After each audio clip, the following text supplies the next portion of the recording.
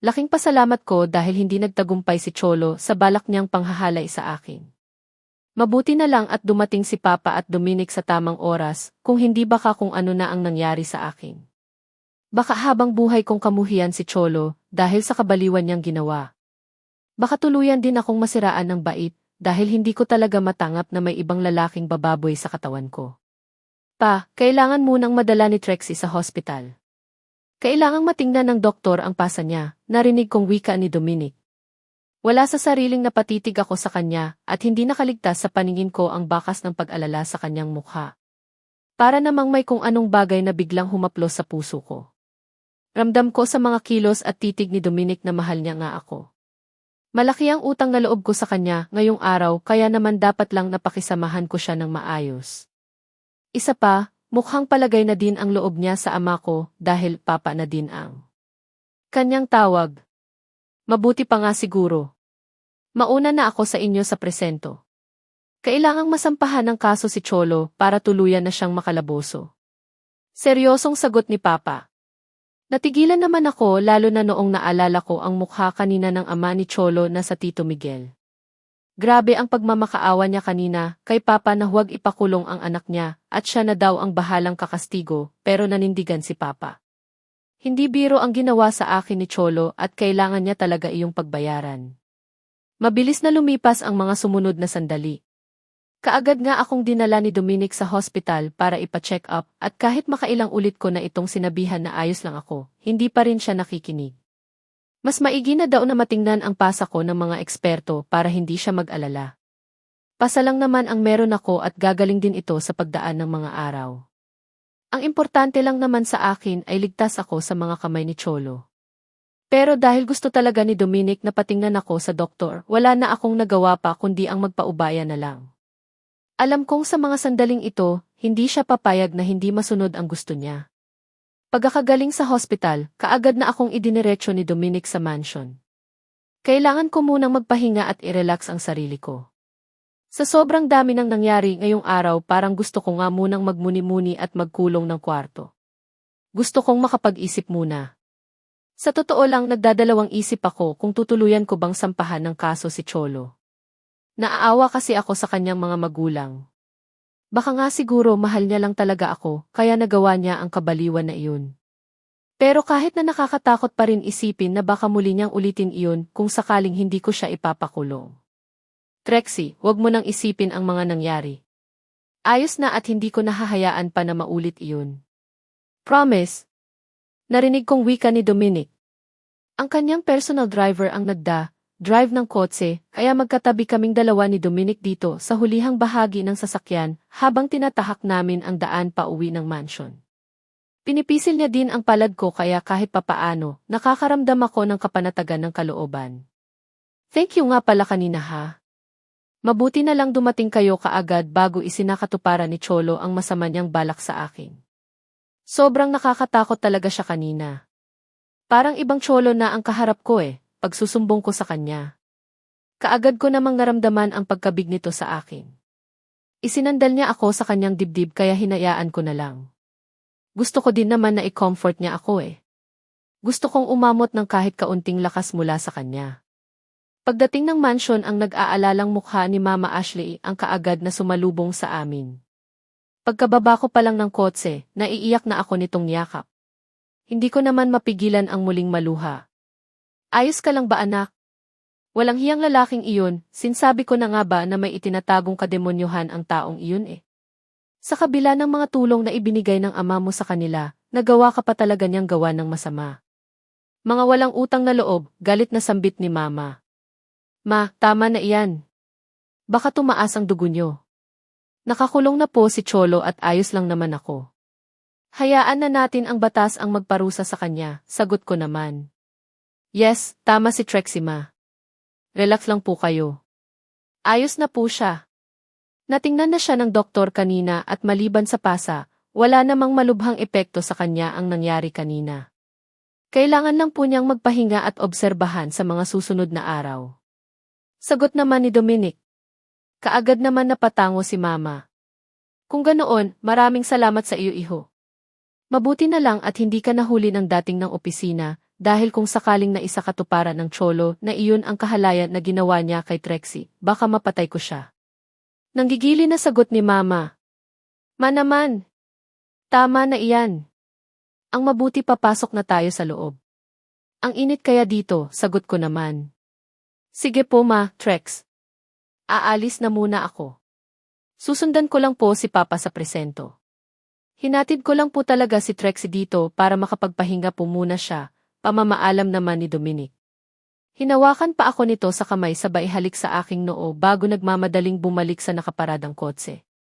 Inihatid lang ako ni Mama dito sa kwarto ko at kaagad na din itong nagpaalam para daw makapagpahinga na muna ako. Nagbihis lang ako bago ako nagmamdaling nahiga ng kama para makatulog na muna. Masyadong maraming nangyari ngayon araw at kailangan ko talaga munang i-relax ang isipan ko. Mamaya ko napupuntahan ang kambal pagkagising ko. Dahil sa pagod at sa dami ng nangyari kanina, kaagad naman akong nakatulog. Nagising ako na medyo madilim na ang paligid. Tanging ang malamlam na liwanag mula sa lampshade ang naging ilaw ng buong kwarto. Dahan-dahan akong bumangon at kaagad na nag-inat. Kahit papaano, gumaan ang pakiramdam ko dahil nakatulog ako ng medyo mahaba. Akmang bababa na ako ng kama nang mapansin ko ang nakapatong na flower bouquet sa gilid ng kama ko. Kaagad ko iyon inabot at kunot noong tinitigan ang mga bulaklak. May nakita akong maliit na jewelry box at maliit na card. Kinuha ko ang card at kaagad na binasa ang mensahe. Kaagad na gumuhit ang matamis na ngiti sa labi ko nang mabasa ko ang pangalan ni Dominic sa card. Ano kaya nang nakain ng taong iyon?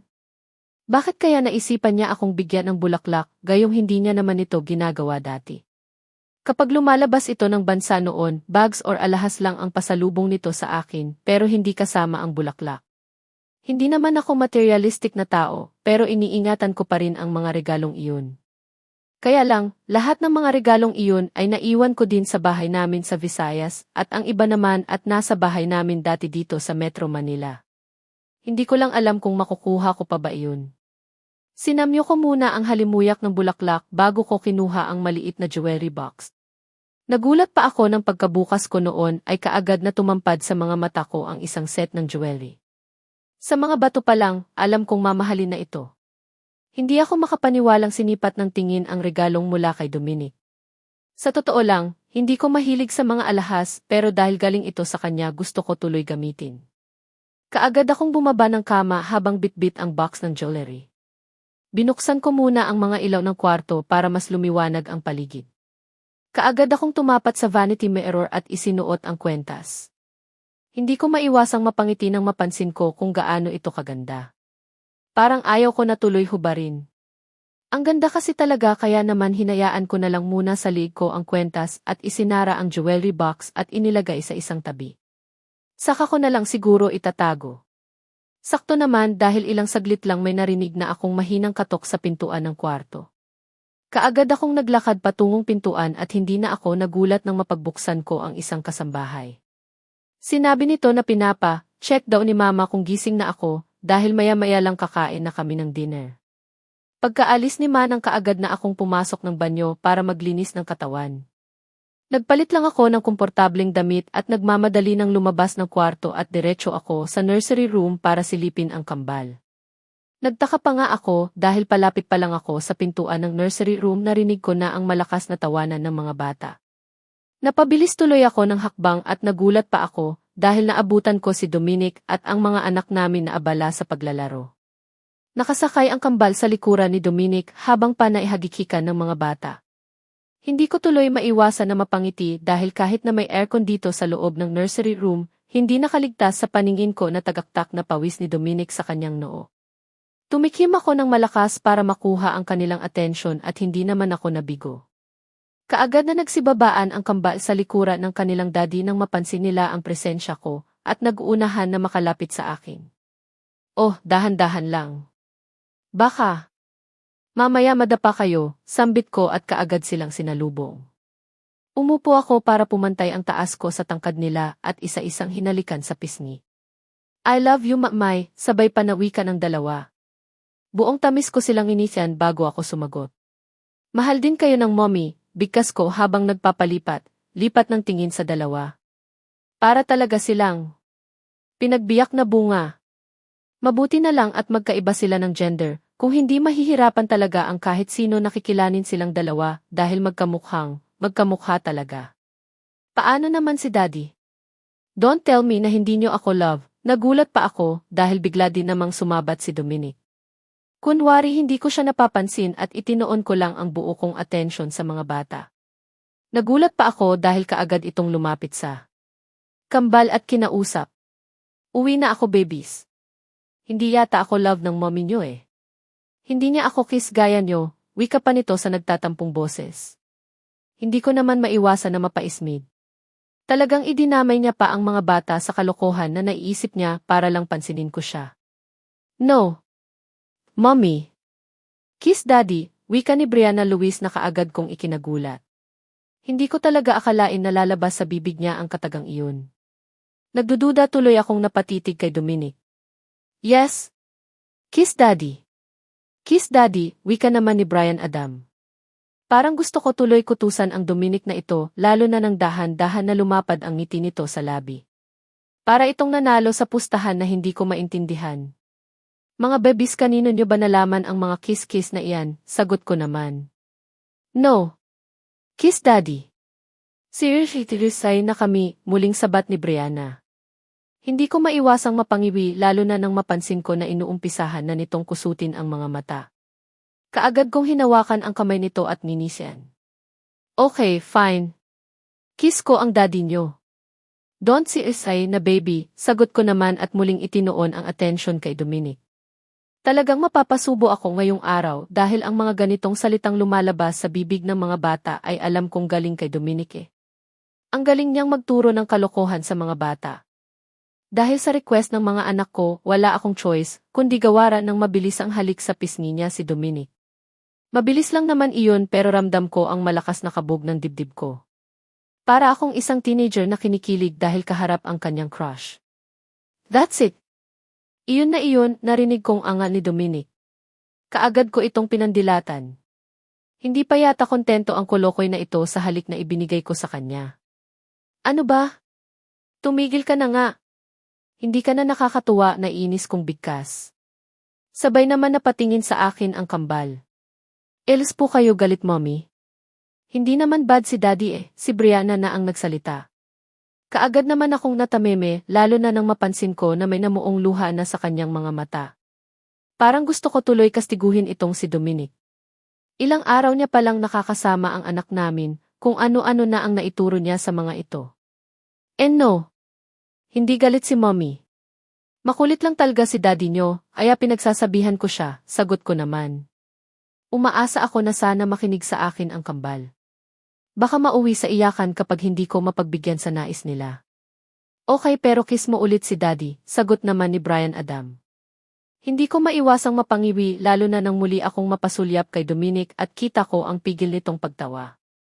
Kung wala lang sa harap namin ang mga bata, parang gusto ko tuloy itong tadyakan. Gusto niyang maglaro kami kaya humanda siya sa akin. Dadaan muna siya sa mapagparusa kong mga kamay. Sige na, sweetheart. Pagbigyan na natin ang mga bata. Kiss mo na ako, narinig kong pangwika nito at itinuro pa ang sariling labi. Lalo ko naman itong pinandilatan. Ayaw yata ng mommy niyo na i-kiss ako eh. Aalis na lang ako, muling wika ni Dominic kaya kaagad akong napalapit sa kanya. Mariin kong hinwakan ang magkabilaan nitong pisngi bago ko idinampi ang labi ko sa labi niya. Mabilis ang halik lang naman sana ang gagawin ko, pero nagulat na lang ako dahil bigla ako nitong hinawakan sa likurang bahagi ng aking ulo at idiniin ako sa kanya. Naramdaman ko na lang ang mapusok nitong halik sa labi ko. Sinalakay pa nga ng dila niya ang loob ng bibig ko na siyang labis kong ikinagulat. Hindi ko naman malaman ang gagawin ko dahil aaminin ko sa sarili ko na bigla akong nakaramdam ng pag-iinit ng buo kong katawan dahil sa halik na pinagsaluhan namin. Kung hindi ko pa narinig ang masayang tinig ng mga anak namin, hindi pa ako magigising sa katotohanan na may 2 paslit pa lang nanood sa amin. Hiyang-hiya akong kaagad na lumayo kay Dominic. Mabuti na lang at kaagad niya na din akong pinakawalan. Yechi, sigaw pa ng 2. Muli akong napatingin kay Dominic at lalong nag-init ang pakiramdam ko nang mapansin ko na nakatitig pa rin ito sa akin. May ipinapahiwatig ang mga tingin niya, kaya hindi ko maiwasan na makaramdam ng kaba. Hindi ka ba ng takot kundi ka ba ng excitement? Ewan ko ba, siguro nga tuluyan na akong ipinagkalulong ng sarili kong katawan. Hindi ko na din kontrol ang nararamdaman ko sa kanya. Tuluyan nang bumigay ang malaking pader na pilit kong inihaharang sa pagitan naming dalawa. O okay na ba? I think kakain na ng dinner, pautal-utal kong wika. Kaagad naman napangiti sa Dominic kaya lalong nagrigudon sa kaba ang puso ko. Lits talaga. Ang hirap supili ng nararamdaman ko ngayon. Para kaming kumpletong pamilya na sabay na lumabas ng kwarto. Karga ni Dominic si Brianna Luis at hawak ko naman sa kanang kamay niya si Bryan Adams. O nandito na pala kayo. Sige na iupo. Niyo na ang mga bata sa upuan nila para maumpisahan na nating kumain. Kaagad na bigkas ni Mama nang mapansin niya ang pagdating namin sa dining area. Kaagad naman kaming tumalima samantalang ang dalawang yaya ng kambal ay kaagad na lumapit. Sila ang aantabay sa mga bata habang kumakain para makakain din kami ng maayos. Naging maayos naman ang sumunod na sandali. Habang kumakain kami, kapansin-pansin ang pagkikare ni Dominic sa akin. Siya na nga ang naglagay ng mga pagkain sa pinggan ko, halos subuan niya na din ako. Hindi ko naman maiwasan na makaramdam ng hiya sa harap ng mga magulang ko. Paano ba naman kasi, wala nang ibang ginawa si Dominic sa buong oras ng pagkain namin kundi ang pagsilbihan ako. Ni hindi na nga ito halos makakain eh. Dom, ayos na ako. Atupagin mo na ang pagkain mo, hindi ko pa nga maiwasang bulong sa kanya. Tanging paggiti lang ang naging sagot nito bago nito sinalinan ng orange juice ang baso ko. Sasawayin ko na sana siya ulit nang maramdaman ko ang biglang pagdampi ng isa niyang palad sa hita ko. Parang biglang nanayo ang lahat ng balahibo ko sa katawan nang magsimula nitong igalaw ang palad niya sa hita ko. Nagsisisi na ako kung bakit nagsuot ako ng maiksing shorts. Dahil sa lintik na maiksing shorts na ito, wala tuloy. Proteksyon ang legs ko laban sa mainit na palad ni Dominic. Natapos ang pagkain ng dinner namin nalutang ako. Wala kasing ibang ginawa si Dominic sa buong oras ng pagkain namin, kundi gisingin ang natutulog kong dugo. Parang biglang nag-init lahat ng laman ko sa katawan sa walang sawa niyang paghaplos sa hita ko. I have to go. Babalik na lang ako bukas. Mukhang wala ka namang balak na yayain akong matulog sa kwarto mo eh. Maya-maya ay wika ni Dominic sa akin. Bakas ang tampo sa boses nito pero hindi ko na lang binigyang pansin. Hindi pa ba siya masaya na sinamahan ko siya dito sa dining area para magkape? Napapakape din tuloy ako nang wala sa oras dahil sa kanya. Huwag ka nang umasa. Hindi mangyayari iyang nasa isip mo dahil mas gusto kong matulog buong gabi. Mas gusto kong magpahinga ng ako lang at walang asungot sa tabi ko, sagot ko naman sa kanya. Napansin kong pigil itong matawa kaya kaagad akong nakahinga ng maluwag mukhang nagbago na nga siya. Nakikinig na sa mga katwiran ko eh. Asungot pala ha? Sa lakas mong umungol asungot na ang tingin mo sa akin ngayon, nanunduyo nitong wika. Kaagad ko tuloy itong sininyasan na hinaan niya ang boses niya. Nakakahiya kung sakaling may makarinig sa lumalabas sa bibig niya. Dominic naman. Ikaw talaga. Kailangan mo pa bang bangitin ang tungkol sa bagay na iyan? Nakakahiya kung sakaling may makarinig sa iyo. Kunwari na iinis kong sagot sa kanya. Nagulat pa ako dahil kaagad itong napahalakhak ng tawa. Para naman akong namamagnet na napatitig sa kanya dahil ang totoo, ngayon ko lang ito nakitang tumawa ng ganito. Kita ko din ang galak sa kanyang mukha, kaya hindi ko na napigilan pa ang mapangiti. Mukhang nagbago na nga siya. Hindi na siya nakakatakot at wala na ang dating bagsik sa mga mata niya kapag tinititigan ko ito. Ngayon ka pa ba mahiya? Ikaw talaga, natatawa pa din itong bigkas. Hindi ko naman mapigilan na irapan ito. Bakit feeling ko gusto niya akong asarin ngayong gabi? Zed, umuwi ka na nga. Baka kung saan pa mapunta ang pag-uusap nating ito eh. Isa pa, lumalalim na ang gabi at kailangan mo na din magpahinga, sagot ko naman. Bakit ba kasi kailangan ko pang umuwi gayong ang laki naman ng kama mo? Ikaw na din ang nagsabi na gabi na at pagod na din ako. Sige na sweetheart, dito na ako matulog please, wika nito. Pinalamlam pa nito ang kanyang mga mata pero minisihan ko lang ito. Hindi pwede. Umuwi ka muna sa bahay mo dahil hindi magandang tingnan na inuumaga ka dito sa mansion. Baka kung ano ang isipin ng mga taong nakapaligid sa atin sagot ko sabay tayo. Napansin ko pa ang biglang paglungkot ng aura nito at tumayo na din. Yeah, understand. Pero sana dumating na ang time na pumayag ka ng umuwi sa bahay natin kasama ng mga bata. Gustong-gusto ko na din kasi kayong makasama. Masyadong malungkot ang buhay ko simula noong nawala ka sa akin. Bakas na ang lungkot sa boses nito habang sinasabi ang katagang iyon. Hindi naman ako nakaimik.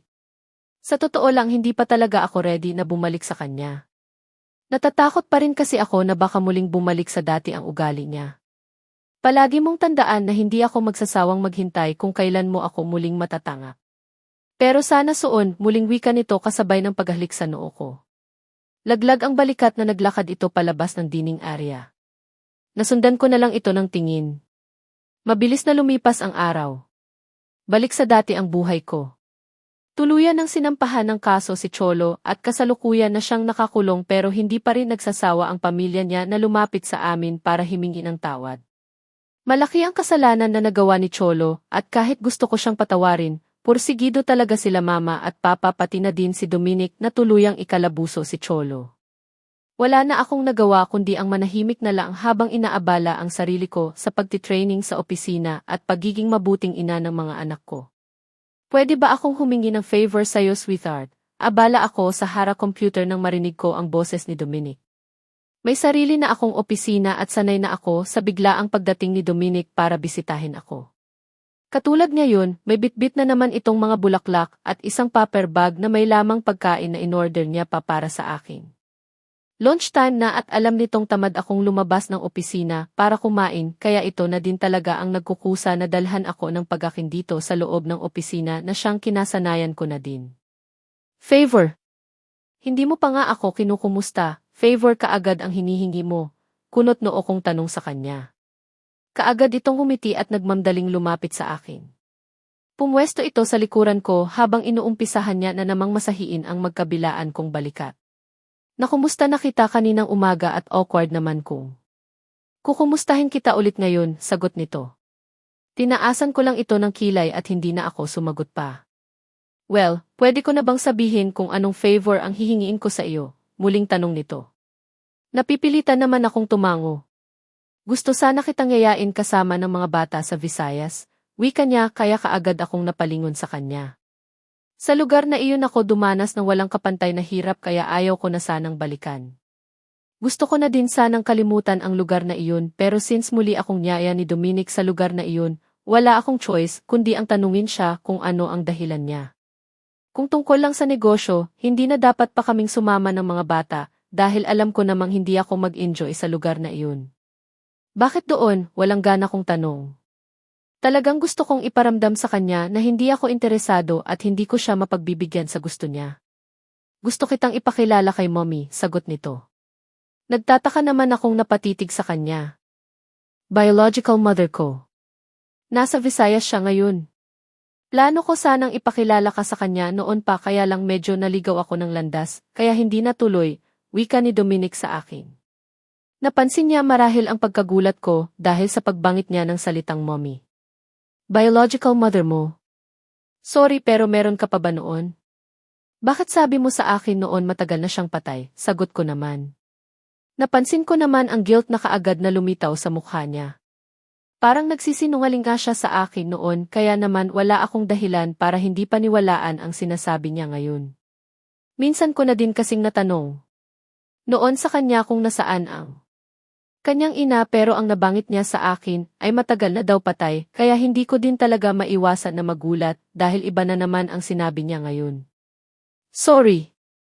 Puno kasi ng galit ang puso ko noon para sa kanya at matagal ko na talaga siyang itinuring na patay na. Pero noong muling nag-cruise ang landas namin, saka ko lang realize na lahat tayo ay makasalanan. Walang dahilan para itakwil ko siya dahil kahit na pagbabalik-balik ta rin man ang mundo, hindi mababago ang katotohanan na ina ko pa rin siya, sagot nito. Muli naman akong napangiti. Mabuti naman at na-realize niya iyon. Dapat din talaga marunong tayong magpatawad para naman magkaroon ng katahimikan ang ating buhay. Actually, napatawad ko na si Dominic sa lahat ng mga pagkakamali na nagawa niya sa akin. Malaki ang pasasalamat ko sa kanya dahil iniligtas niya ako mula sa mga kamay ni Cholo. Sadyang pakipot lang talaga ako kaya kunwari hindi pa ako pumapayag sa gusto niyang mangyari na muling bumalik sa dati naming tinitirhan. Pero siguro after namin mabisita ang kanyang ina, pagbibigyan ko na siya. Gusto ko na din naman na magkaroon ng katahimikan. Lumalaki na ang mga anak namin at mas maganda pa rin na makakasama nila ang kanilang ama sa iisang bubong lang. Pasensya ka na kung naitanong ko ang tungkol sa bagay na iyon. Hindi mo naman kasi kaagad nilinaw sa akin. Akala ko kung sino ang pupuntahan natin doon. Akala ko for business kaya ka nagyaya sa akin na muling bumalik ng Visayas, sagot ko naman. Hindi kita iayain sa lugar na iyon kung for business ang pakay ko. Alam kong mas masaya ka dito sa Metro Manila kumpara sa lugar na iyon. Hindi naman kita masisisi, sagot nito. Hindi ko naman maiswasan na muling mapangiti. Natutuwa ako dahil kahit papaano, isinaalang-alang niya na ngayon kung ano ang gusto ko. Hindi kagaya ng dati. Kailan ba tayo aalis? Tanong ko sa kanya. Excited din akong makilala ang ina niya. Saka gusto ko din malaman kung ano ang feeling ng pagkakaroon ng biyanan. Ibig mong sabihin sasama ka sa akin, tanong nito. Ramdam ko ang tuwa sa kanyang boses kaya hindi ko na maiwasan na matawa. Bakit, ayaw mo ba? Actually, gusto ko din naman makilala ang mommy mo, natatawa kong sagot. Kaagad ko namang naramdaman ang pagyakap. Nito mula sa likuran ko kasabay ng pagdampi ng labi niya sa pisngi ko. Lalo namang bumaha ng tuwa nararamdaman ang puso ko dahil sa simpleng paglalambing na ginagawa niya ngayon. Sinabi ko bang ayaw ko? Of course, gustong-gusto ko. Bukas na bukas din aalis tayo. Don't worry, hindi naman tayo mahihirapan sa bayahe dahil may chopper naman ako, excited nitong sagot. Mabilis na lumipas ang buong maghapon. Si Dominic na mismo ang nagpaalam kina mama at papa na isasama niya daw kaming mag-iina sa bayahe niya pa Visayas. Nagtaka pa nga ako dahil wala nang maraming tanong ang mga magulang ko. Kaagad na silang pumayag kaya naman hindi ko maiwasang makaramdam ng excitement. Kinagabihan, excited akong nag-impact ng aking mga gamit kahit na sinabi ni Dominic na hindi naman na daw kailangan pang magdala ng maraming gamit. Marami namang mall sa pupuntahan namin kung saan pwede kaming mag-shopping. Ganun pa man, ayaw ko pa rin magpaawat. Personal kong inihanda lahat ng mga pangangailangan namin ng mga bata. Pagkatapos kong mag-impact halos hindi din ako nakatulog dahil sa sobrang excitement na nararamdaman. Para akong isang teenager na gusto na ulit makita ang crush ko. Kailangan na talaga sigurong tigilan ko na ang pagpapakipot ko kay Dominic. Papayag na talaga ako na makasama siya ulit total. Alam ko naman sa sarili ko na ang pagpayag ko na lang ang hinihintay ng lahat. Ramdam ko na din naman ang basbas nila mama at papa. Trexie, iha, ayos ka lang ba? Bakit parang nangangalumata ka yata? Tanong kaagad ni mama sa akin kinaumagahan. Maaga akong bumaba ng dining area para sana uminom ng kape para naman mabuhay ang dugo ko. Magdamag kasi akong hindi nakatulog kaya feeling ko latang-lata ang pakiramdam ko ngayon. Ayos lang ako, maiinom lang ka ng kape habang hinihintay ko ang pagsundo sa amin ni Dominic, sagot ko naman. Mga anong oras ba kayo aalis? Abat kung hindi maganda ang pakiramdam mo, magpahinga ka muna. Maiintindihan naman ni Dominic kung hindi kayo makakaalis sa tamang oras. Sariling chopper niya naman ang sasakyan niyo, kaya wala kang dapat nang ikabahala, wika ni mama. Kaagad naman akong umiling. Ayos lang po talaga ako, huwag niyo po akong alalahanin. Nakangiti kong sagot. Isang mahabang buntong hininga ang narinig ko bago dahan na tumango si mama. Okay fine, basta mag-ingat kayo ha. Ingatan niyo ang mga bata, wika ni mama sa akin. Kaagad naman akong tumango. Promise po huwag po kayong mag-alala. Bibisitahin lang po namin ang mommy ni Dominic at babalik din po kaagad kami dito sa Manila, nakangiti kong sagot. Huwag kayong magmadali. Mag-enjoy lang kayo sa lakad nyo at huwag nyo kaming isipin, sagot naman ito. Laking pasalamat ko talaga dahil nagkaroon ako ng maunawaing mga magulang. Mabilis na lumipas ang oras. Sakay ng chopper kaagad kaming bumiyahe pa Visayas. Naging maayos naman ang buo naming bayahe hanggang sa nakarating kami sa bahay ng mommy ni Dominic at masaya kaming sinalubong. Dominic anak, mabuti naman at hindi mo kami binigo. Teka, sila na ba ang mag-ina mo? Kaagad na wika ng excited na ina ni Dominic. Sa aura pa lang ng mukha nito, alam kong magkakasundo na kami. Mom! Si Trixie po. Ang maganda kong asawa na palagi kong kwento ko sa inyo and sweetheart, si Mommy. Siya ang biological mother ko, nakangiti nitong wika. Nice to meet you po. Nakangiti kong wika pero nagulat na lang ako nang maramdaman ko ang mahigpit nitong pagyakap. Kaagad akong napatingin kay Dominic na noon ay kitang-kita ang tuwa sa kanyang mga mata.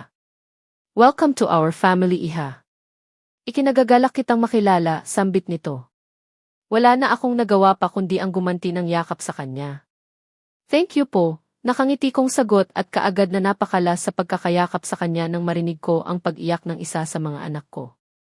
Kaagad man dinaluhan ni Dominic si Brianna at kinarga. Sila na ba ang mga apo ko? Tanong ng mommy ni Dominic. Nakangiting inilapit ni Dominic si baby Brianna sa ina samantalang kaagad ko ding kinarga si baby Brian Adam.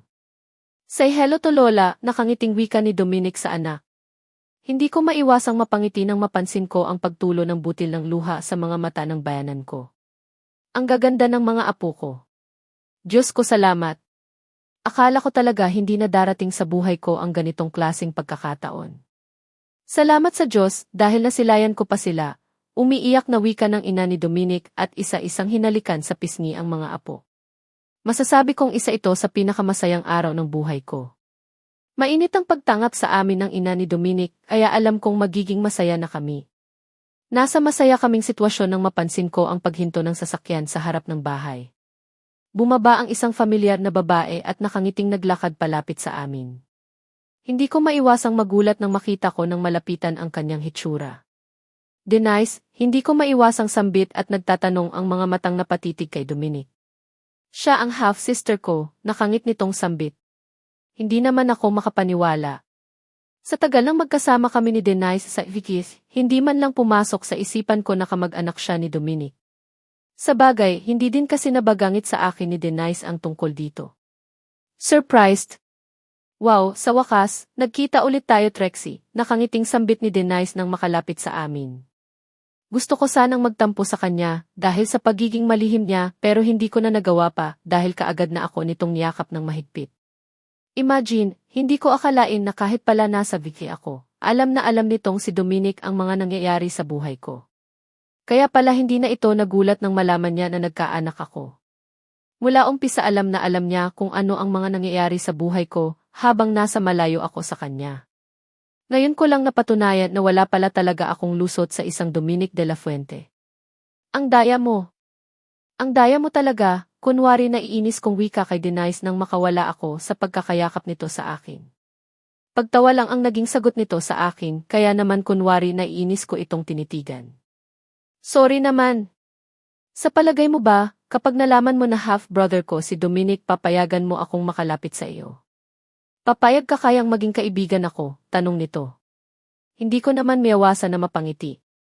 Nangyari na ang mga nangyari at ayaw ko nang balikan. Napatawad ko na nga si Dominic kaya wala nang dahilan pa para kastiguhin ko pa ang Denise na ito. Ang importante sa akin ngayon ay bati na kami ni Dominic at tangap din ako ng pamilya niya. Dahil sa mainit na pagtangap ng pamilya ni Dominic sa akin at sa kambla, lalo akong nagkaroon ng kumpiyansa sa sarili ko na muling ipagkatiwala ang puso ko kay Dominic.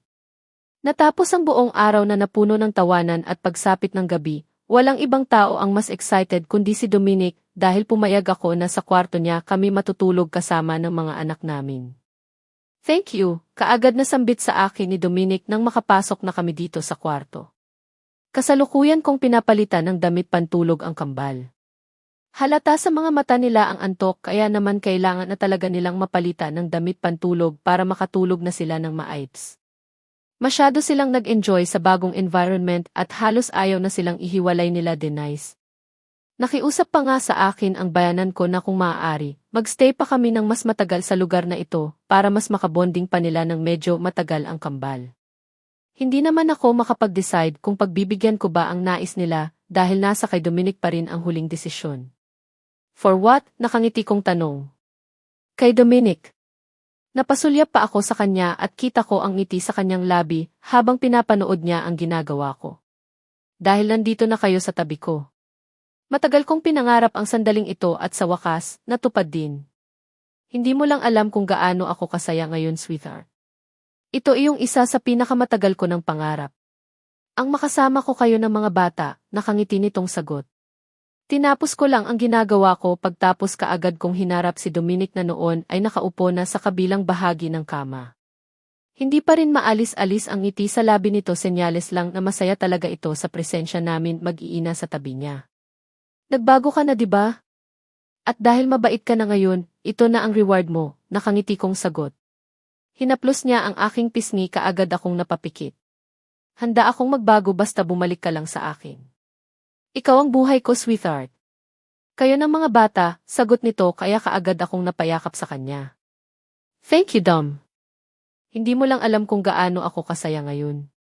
Akala ko talaga mag-isa kong palalakihin ang mga anak natin at salamat dahil hindi ka nagsasawa na suyuin ako. Kahit napakipot ako, nandyan ka pa rin palagi at handa akong intindihin, sagot ko. Naramdaman ko pa ang pagdampi ng labi nito sa tuktok ng ulo ko bago ito sumagot.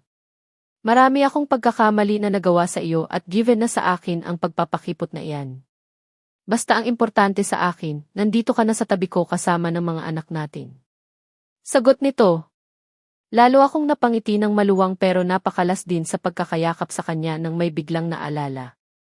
Napansin ko pa ang pagkagulat sa mukha nito pero hindi na din ito nagsalita. Teka lang, talaga bang ikaw ang nasa likod kung bakit kami nagkakilala ni Denise at Viz? Hindi isang malaking coincidence ang pagiging magkapit-bahay namin, tanong ko sa kanya. Although naipaliwanag na sa akin ni Denise kanina ang dahilan ng pakikipaglapit niya sa akin noon na nauwi pa nga sa tunay na pagkakaibigan, gusto ko pa rin marinig mula sa bibig ni Dominic na kahit lumayo na ako sa kanya, gumawa pa rin ito ng paraan para masiguro niya na maayos ang kalagayan ko sa Viz. Base na din si Denise noon pa dahil doon siya nag-aaral. Pero noong nalaman ko na lumipad ka papuntang Ikis, inalam ko kung saan ka nakatira at pinalipat ko si Denise malapit sa iyo. Nag-aalala ako sa iyo at gusto kong masiguro ang kaligtasan mo. Hindi naman kasi pwedeng sundan kita dahil alam kong galit ka sa akin. Baka lalo ka lang ma-stress at lalo akong layuan, sagot nito. Para namang may kung anong mainit na bagay ang biglang humaplos sa puso ko. Ngayon ko lang mas naramdaman na mas masarap palang magmahal ang isang Dominic de la Fuente kapag mabait siya. So ibig mong sabihin, umpisa pa lang ng pagdadalang tao ko, alam mo na? Nabangit na sa iyo ni Denise, tanong ko. Nakangiting tumango si Dominic. Yes, at alam mo bang bumiyahe pa ako ng Aces para personal kang makita, sagot nito. Kaagad namang nanlaki ang mga mata ko sa pagkagulat. Bumiyahe ka pa Viz para makita ako. Pero hindi ka naman nagpakita sa akin, di ba? Nagtataka kong sagot. Hindi mo ako nakita pero nakita kita. Actually sa malapitan pa nga at nahalikan pa nga kita, nakangiti nitong sagot. Hindi naman ako makapaniwalang napatitig sa kanya. Hinihintay ko pa ang mga susunod niya pang sasabihin. Habang nasa unit mo si Denise, nasa kabilang unit lang din ako noon. Takot talaga akong magpakita sa iyo dahil alam kong magbibigay lang ako ng stress sa iyo, which is ayaw kong mangyari dahil nagdadalang tao ka. Pero alam mo ba na nagawa pa rin kitang malapitan at mahalikan noon na hindi mo alam, nakangiti nitong sagot. Paano, nagtataka kong tanong. Hinintay kong makatulog kat saka. Ako pumapasok sa unit mo, natatawa nitong wika. Nagulat man pero hindi ko maiwasan na matawa habang imagine ko kung paano niya ginawa iyon. Maparaan talaga itong asawa ko. Talaga lang ha? Mabuti hindi ako nagising kung hindi lagot ka talaga sana sa akin. Ang hirap kaya ng mga pinagdaanan kong morning sickness noon, sagot ko naman. Muli ako nitong kinabig at mahigpit akong niyakap. I know, kaya nga lalo kong na-realize kung gaano ako kawalang kwentang lalaki noon. Nagalit ako sa iyo, gayong kasalanan ko naman talaga ang lahat. Sinisisi kita sa isang bagay na ako naman ang may pagkakamali. Sorry sweetheart, muling wika nito. Ramdam ko sa boses niya nagpagsisisi kaya muli akong napangiti. Ayos na. Napatawad na kita pero wag mo na lang talaga ulitin. Lalo na iyang pambabae mo dahil baka kapag ako ang maghigante, baka putulin ko na iyang kaligayahan mo, sagot ko naman kasabay ng malakas nitong pagtawa. Kaagad akong napakala sa pagkakayapakap niya sa akin at tinakpan ko ang bibig niya gamit ng isa kong kamay sabay turo sa anak namin na mahimbing nang natutulog. Tulog na ang mga bata. Ikaw talaga, kapag magising ang mga iyan, bahala ka na talagang magpabaik sa pagtulog nila. Wika ko sa kanya at kaagad kong binawi ang kamay ko na nakatakip sa bibig niya. Sorry, sweetheart. Nakalimutan ko, sagot nito. Iningusan ko ito pero nagulat na lang ako sa susunod na ginawa niya. Naramdaman ko na lang kasi ang paglapat ng labi niya sa labi ko. Pagkalapat pa lang ng labi ni Dominic sa labi ko, kaagad ko naman itong tinugon. Mapusok kaming nagpalitan ng halik sa isa't isa hanggang sa naramdaman ko na inisa-isa na nitong tanggalin ang halos lahat ng saplot ko sa katawan. Dom, hindi mo maiwasang bigkas habang inuumpisahan na nitong sipsipin ang magkabilaan kong pasas na ping. Sobrang init ng pakiramdam ko at namamasa na din ang aking kuweba. Parang may gusto na naman akong maabot na hindi ko mawari. You like it? Malambing na tanong nito sa akin nang pansamantalang iniwan ng bibig niya ang pasas na ping ko. Patuloy pa rin naman sa paglamas ang isa niyang palad sa magkabilaan kong bundok, kaya hindi ko maiwasang mapaliyad dahil sa hindi maipaliwanag na sensasyon na nararamdaman ko. Yeah, I like it. Pero dito ba talaga? Baka magising ang mga bata. Namumungay ang mga matang sagot ko. Kaagad naman itong natigilan at napasulyap pa nga sa dalawang bata na nahihimbing nang natutulog sa tabi namin. Pigil nga ang pag-ungol ko dahil natatakot ako na baka magising sila. Sa banyo tayo, bigkas ni Dominic pero kaagad akong umiling. Hindi magandang idea kung sa banyo kami. Baka magising ang kambal at hanapin kami. Wala kami sa mansyon at hindi kabisado ng mga bata ang paligid at baka mapahamak sila. Hay, hindi pwede. Baka magising sila. Sagot ko. Napansin ko pa ang pagkunot ng noo ni Dominic kasabay ng paghawak niya sa kamay ko at iginya niya papunta sa kanyang pagkalalaki. Alam ko na ang ibig niyang sabihin kaya naman hindi ko maiwasang mapangiti lalo na nang sumayad ang palad ko sa pagkalalaki niya at naramdaman ko kung gaano nakatigas iyon. Ilang araw na akong nagtitiis, sweetheart. Hindi ko na kayang magpigil, submit nito habang halata ko sa kislap ng mga mata niya ang matinding pagnanasa. Hindi ko naman maiwasan na mapaisip. Sa totoo lang, ayaw ko din mabitin.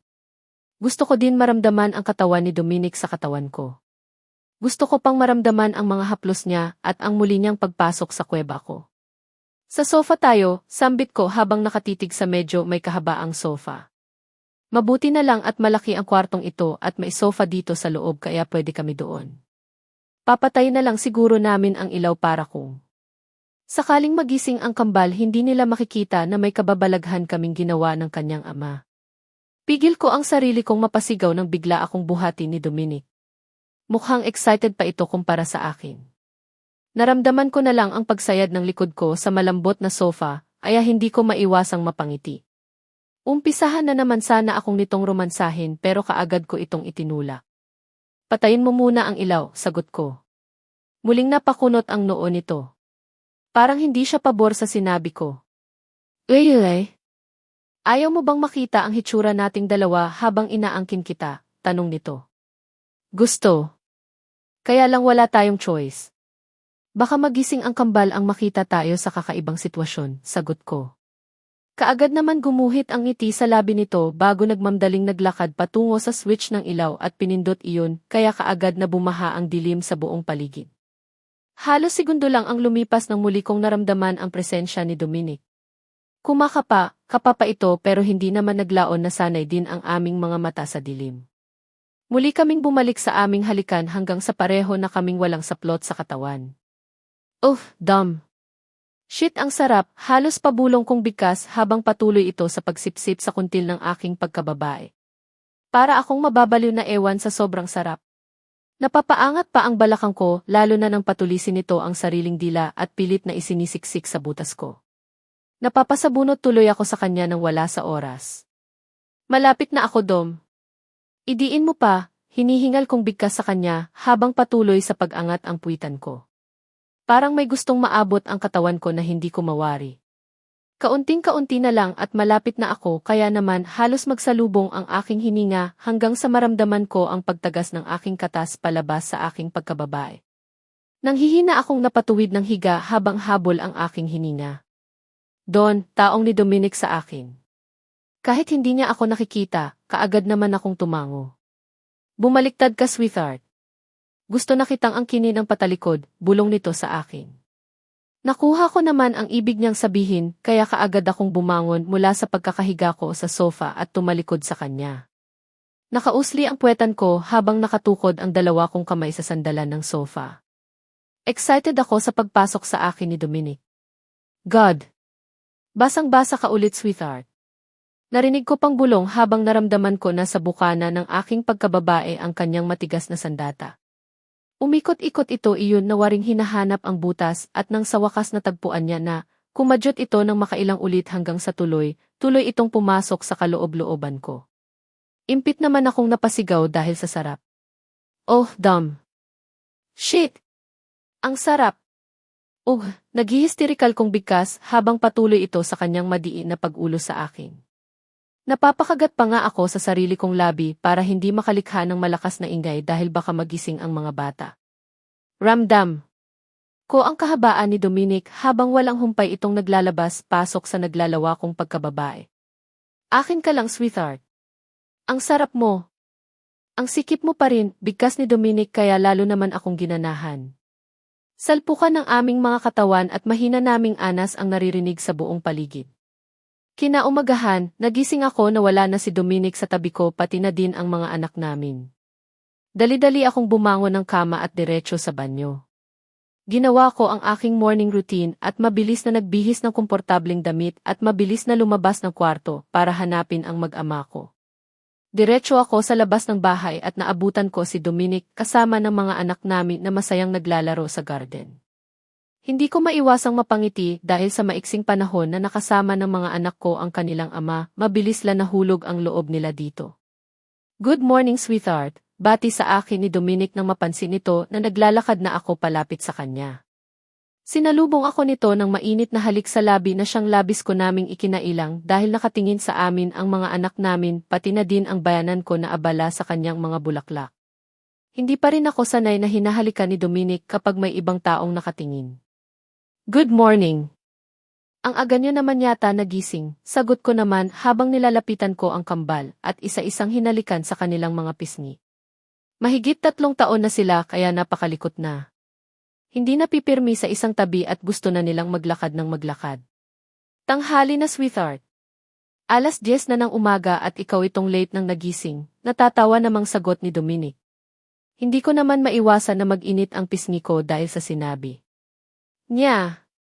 Para kasing may ibig sabihin ang tawa na ito ni Dominic eh.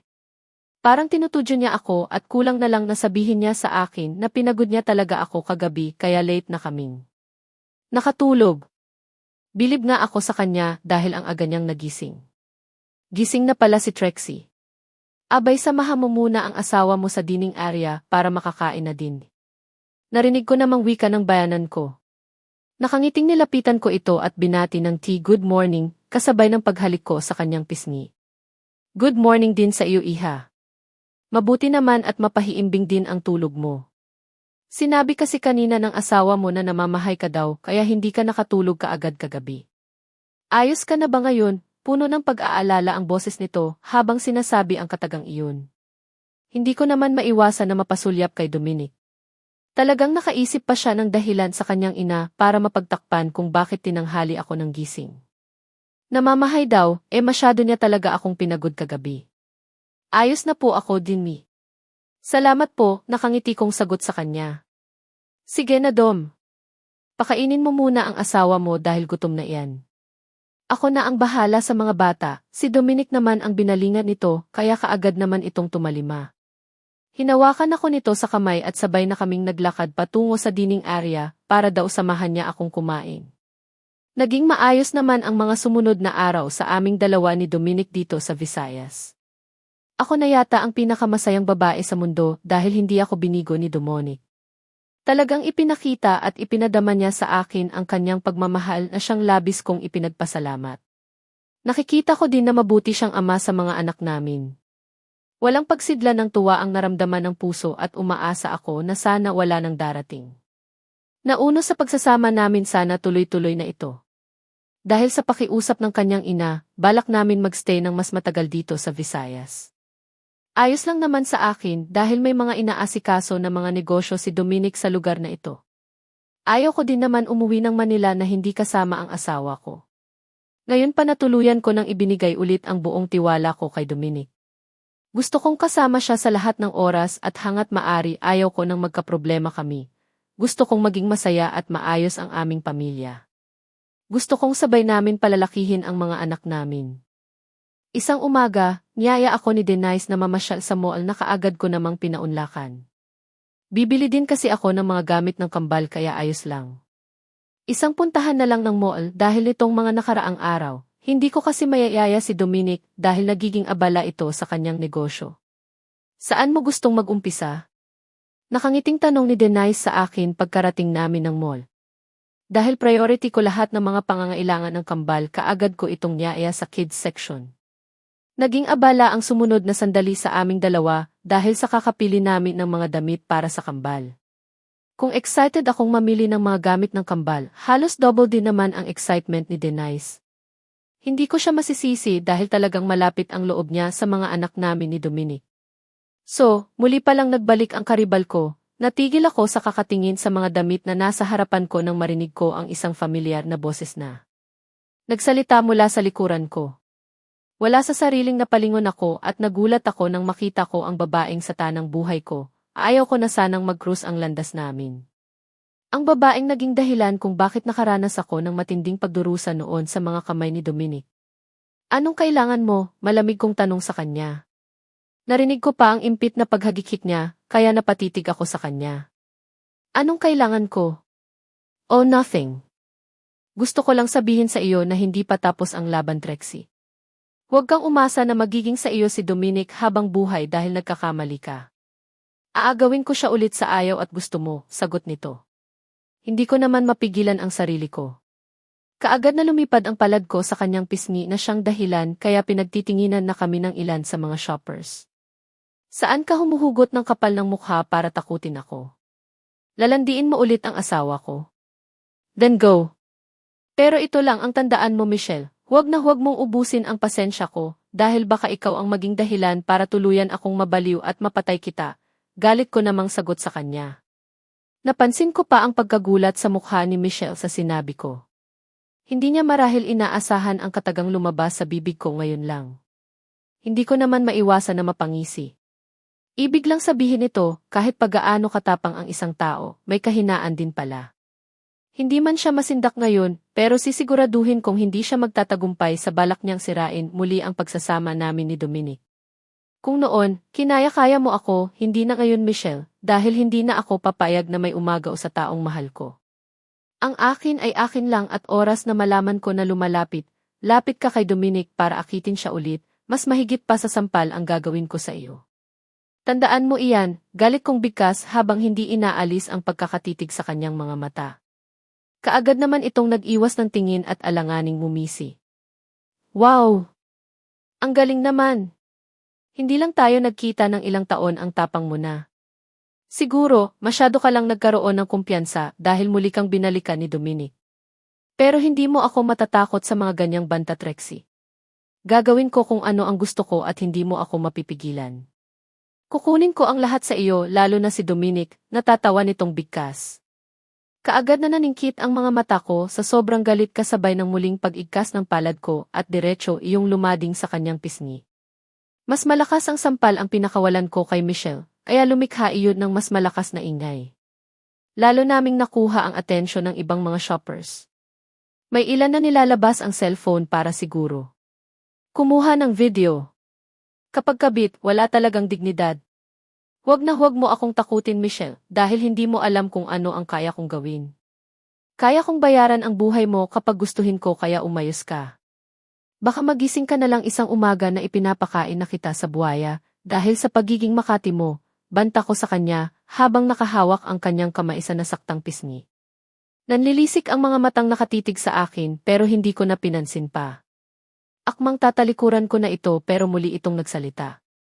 Sige, sampalin mo ako dahil oras na bumalik sa akin si Dominic, sisiguraduhin kong luluhod ka sa harapan ko, nakangisi nitong wika sa akin. Lalo namang nag-alab ang galit sa puso ko dahil sa sinabi niya. Hindi ko maiwasan na maikuyom ang aking kamao dahil sa labis na galit na nararamdaman ko. Mukhang hindi pa rin ito nadala sa sampal na nakamit mula sa akin at talagang sinusubukan niya kung hanggang saan ang pasensya ko. Pwede bang umalis ka na? Huwag na huwag mong sirain ang araw ko dahil baka kapag hindi ako makapagpigil at kung ano pa ang magawa ko, galit kong wika. Oh, galit ka na niya ha? Sige, gawin mo kung ano ang gusto mong gawin. Hindi mo ako masisindak gaga. Ganyan nga, magalit ka hanggang sa mabaliw ka na ng tuluyan. Ang akala ko talaga, hindi na natuloy pa ang sasabihin nito nang hilain ni Denise ang buhok niya. Napahiyaw pa ito sa sakit ng kalagkarin ito ng Denise palayo sa akin. Nagulat man pero kaagad na akong napasunod sa kanila habang pilit namang nagpupumigla si Michelle kay Denise. Mas malakas si Denise kaya hindi siya makawala-wala. Ano ba? Sino ka ba ha? Bitiwan mo nga ako. Nasasaktan ako, galit na hiyaw ni Denise habang pilit na kumakawala sa hawak ni Denise. Hindi ko pa maiwasang mapangiwi ng kaagad nang mapasin ko na marami na ang nakikiusyuso. Gusto mo ng gulo? Gusto mo talaga ng gulo? Pwes, pagbibigyan kita, halata sa boses ni Denise ang galit habang sinasabi ang katagang iyon. Pabalya niyang itinulak si Michelle kaya naman nawala ito sa balanse at napaupo sa sahig. Gulo-gulo na din ang buhok nito na parang bruha. Guys, listen. Ang babaeng ito ay makati pa sa higad. Itago niyo ang mga asawa niyo at baka sila pa ang susunod na mabiktima. Take note, forte niya ang mang-akit sa mga lalaking may asawa na kaya mag-ingat kayo, malakas na wika ni Denise, habang kita ko naman ang hiya sa mukha ni Michelle, habang dahan-dahan na tumatayo. Masama ang titig na ipinikulol niya kay Denise, kaya hindi ko maiwasang matawa. Sa wakas, mukhang tinablan din ng kahihiyan ang babaeng ito. Hindi pa tayo tapos, Trixie. Humanda ka. Hindi ako papayag na maging masaya ka. Ibabalik ko sa iyo ang kahihiyan na tinamo ko ngayon. Hindi mo ako basta-basta mapapatahimik, galit na bigkas nito at mabilis na naglakad paalis. Halata sa mukha nito ang hiya, kaya pigil ko ang sarili ko na matawa ng malakas. Sige lang. Gawin mo kung ano man ang naisip mong gawin dahil hindi ka namin urungan. Pahabol naman na sagot ni Denise, kaya muling napalingon sa amin si Michelle at matalim ang matang pinukol kami ng tingin. Akmang lalapitan pa ulit ito ni Denise, kaya mabilis na itong naglakad paalis. Takot yata na muling masabunutan.